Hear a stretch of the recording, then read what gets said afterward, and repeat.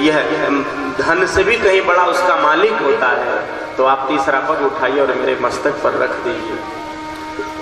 भगवान ने तीसरा पग उठाया, बलि के मस्तक पर रख दिया और कहा तुम्हें सुतन लोक का राजा बता देता हूँ। बलि की पत्नी आई, भगवान के चरणों को धुला, वरदान मांगने के लिए कहा। तो बलि ने कहा प्रभु जब घर से बाहर निकले तो आपका दर्शन हो जाए। तो भगवान ने कहा हमें चौकीदार बनना पड़ेगा। मेरे प्रभु द्वारपाल बन करके बलि के यहाँ विराजमान हो गए। काफी समय बीत गया, लक्ष्मी जी से रहा नहीं गया, रोज इंतजार करें भगवान को भी आए नहीं, बात क्या है नहीं। और एक दिन लक्ष्मी जी ने नारद जी से पूछ ही लिया कि आजकल हमारे नारायण का कुछ पता नहीं चल रहा, बात क्या। नारद जी ने बताया प्रभु को आजकल एक नई नौकरी मिल गई है, वो बलि के यहाँ आजकल द्वारपाल बन गए हैं। तो लक्ष्मी जी गई और जाने के बाद बलि से कहा देखो भैया आपकी कोई बहन नहीं और मेरा कोई भाई नहीं, तो मैं आपकी धर्म बहन हूं और आप मेरे भैया हैं। बलि को बड़ी प्रसन्नता हुई, चलो ठीक है, कोई बहन नहीं थी, एक बहन मिल गई। और फिर जब श्रावण के महीने में रक्षाबंधन का त्योहार आया तो लक्ष्मी जी रक्षाबंधन लेकर के बलि के यहाँ पहुंची और हाथ में रक्षाबंधन बांधा। बलि ने कहा बहन आपने हमारे हाथों में रक्षाबंधन बांधा, अब कुछ मांग भी तो लो।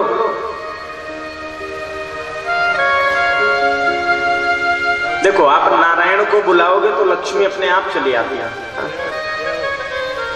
बलि ने नारायण को अपने यहाँ बुलाया तो लक्ष्मी अपने आप चल के पहुंची और हाथ में रक्षाबंधन बंधवाया। तो बलि ने कहा बहन क्या दो आपको, कुछ तो मांग लो। लक्ष्मी जी ने कहा भैया देना चाहते हो तो ये जो आपका द्वारपाल है इसी को हमें दे दो आप, मैं बहुत अपने आप को अकेला महसूस कर रही हूँ। बलि ने भगवान नारायण को लक्ष्मी के चरणों में अर्पण कर दिया। भगवान भक्ति का वरदान देकर के बलि को वापस वैकुंठ में आए। संतों का भाव है आज भी मेरे प्रभु एक रूप में बलि के यहाँ द्वारपाल बन करके विराजमान है। ये मेरे प्रभु का भाव है। भगवान तो इतने दयालु हैं, अपने भक्तों की इच्छा पूरी करने के लिए प्रभु द्वारपाल बन करके बैठे। तो उस परमात्मा की कितना कृपा का सागर इस संसार में कौन हो सकता है। इस प्रकार से भगवान त्रैलोक्य की संपत्ति ला करके देवताओं को प्रदान किया। देवताओं को बड़ा आनंद मिला है। इसके पश्चात आगे चल करके महाराज सत्यव्रत की इच्छा को पूर्ण करने के लिए भगवान मत्स्य अवतार धारण किए, मछली का रूप धारण किए। भगवान नारायण मत्स्य अवतार मछली का रूप धारण किए, सत्यव्रत की इच्छा को पूर्ण किए और महाराज मनु को दिव्य उपदेश भगवान मत्स्य नारायण ने दिया। सुखदेव जी कहते हैं परीक्षित के अवतार तो 24 है, परंतु 24 अवतारों में भगवान के 2 अवतार मानव जीवन से ज्यादा जुड़े हुए हैं। एक रामावतार और दूसरा कृष्णावतार।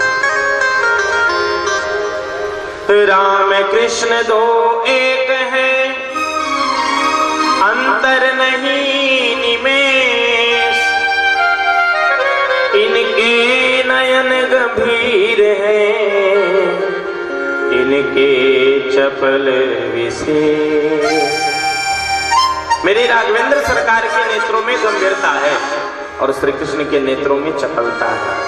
भगवान श्री राम मर्यादा पुरुषोत्तम है तो भगवान श्री कृष्ण लीला पुरुषोत्तम है। भगवान श्री राम परम पवित्र हैं तो भगवान श्री कृष्ण महाविचित्र है। मानव जीवन से जुड़े हुए भगवान की यही 2 अवतार हैं। परीक्षित ने कहा गुरुदेव आप हमें राम कथा भी सुनाइए। सुखदेव जी ने कहा परीक्षित मैं आपको राम कथा जरूर श्रवण कराऊंगा। क्यों? क्योंकि जब तक राम चरित्र को हम अपने जीवन में नहीं धारण करेंगे, नहीं श्रवण करेंगे, तब तक हमें कृष्ण चरित्र नहीं समझ में आएगा। जब जीव राम की मर्यादाओं को अपने जीवन में धारण करता है, पालन करता है, तब उसके जीवन में कृष्ण की कृपा उसे प्राप्त होती है। इसलिए सुखदेव जी महाराज ने श्रीमद् भागवत महापुराण के 9वें स्कंद में श्री कृष्ण कथा से पूर्व परीक्षित को राम कथा श्रवण कराई और वो राम कथा सूक्ष्म रूप से थी। आइए प्रभु श्री राम के चरणों में हम सभी लोग प्रणाम करते हैं। उसके पश्चात राम कथा में प्रवेश करेंगे भाव के साथ। मेरे मन में राम, तन में राम, रोम रोम में राम रे। राम सुमिर ले, ध्यान लगा ले, छोड़ जगत के काम। बोलो राम, बोलो राम, बोलो राम राम राम। बोलो राम, बोलो राम, बोलो राम राम राम। मेरे मन में राम, तन में राम, रोम रोम में राम रे। राम सुमिर ले, ध्यान लगा ले, छोड़ जगत के काम।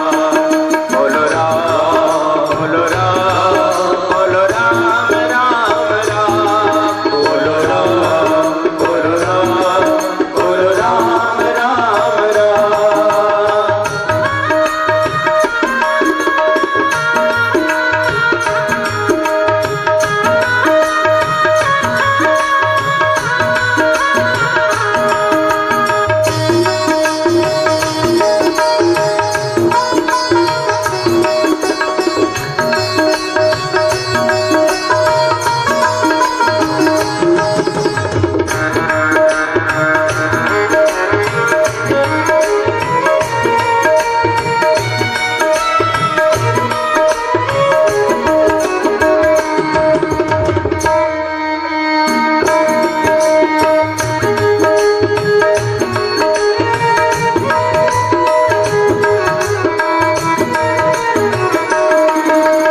माया में तू उलझा उलझा बात छुड़ाए।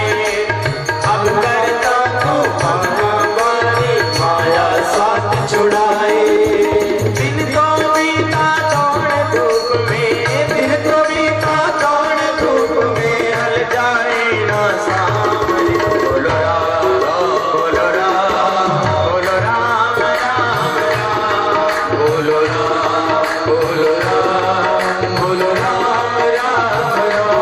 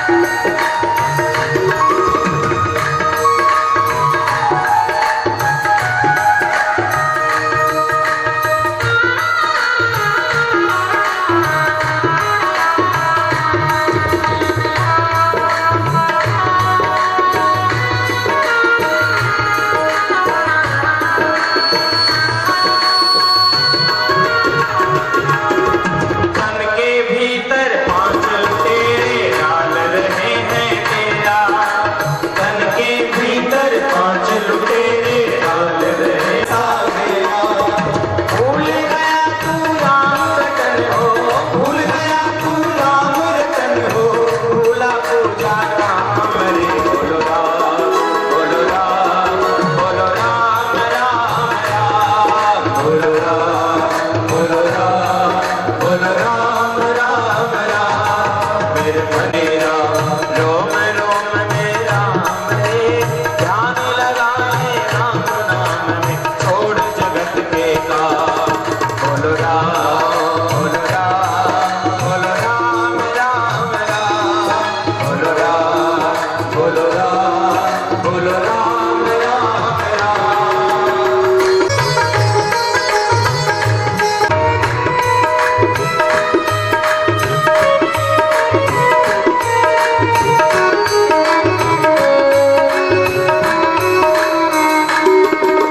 बचपन बीता खेल खेल में, हरी जवानी सोया।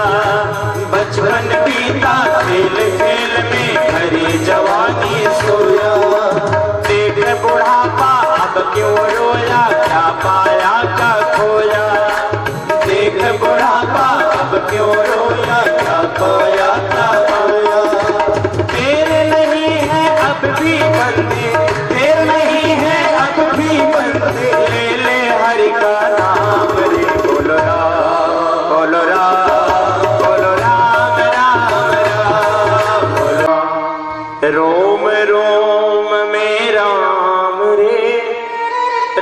सुमिर ले ध्यान लगा ले, छोड़ जगत के काम। बोलो राम बोलो राम बोलो राम राम राम।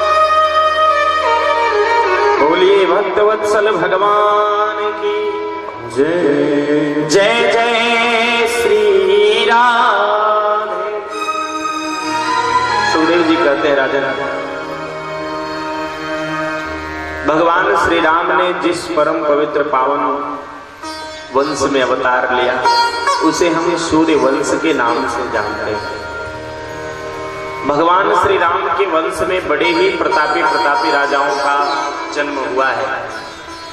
श्रीमद् भागवत महापुराण में तो कम राजाओं का वर्णन है, परंतु श्रीमद् वाल्मीकि रामायण अन्य पुराणों में भगवान श्री राम के वंश के अनेकों राजाओं का जो नाम है वर्णन किया है, उनके चरित्रों का वर्णन किया है। भागवत और श्रीमद् वाल्मीकि रामायण में बड़ा सुंदर वर्णन किया है।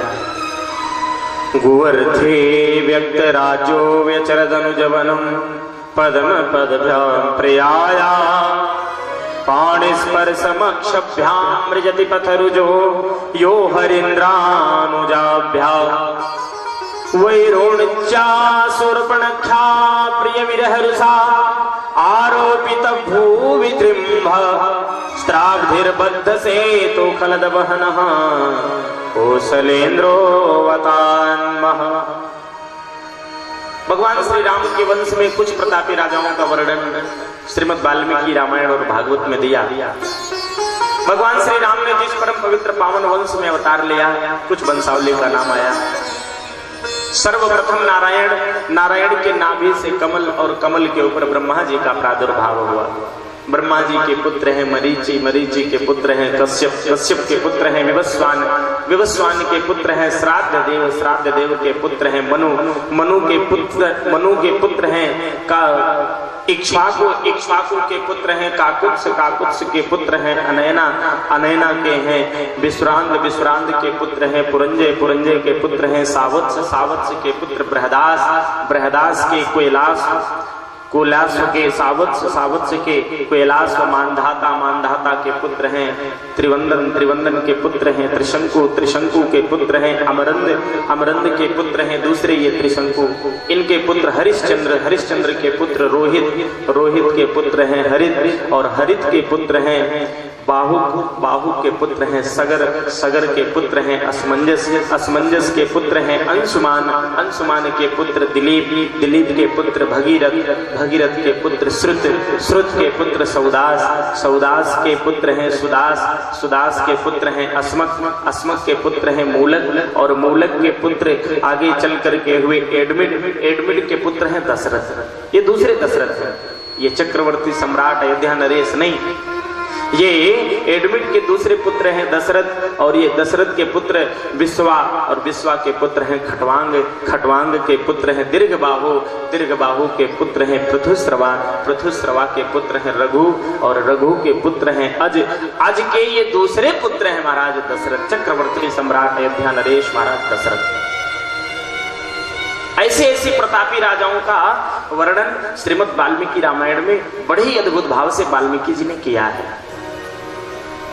मेरे प्रभु मर्यादा पुरुषोत्तम श्री राम के वंश में ऐसे, राम से पूर्व ऐसे प्रतापी प्रतापी राजा हुए।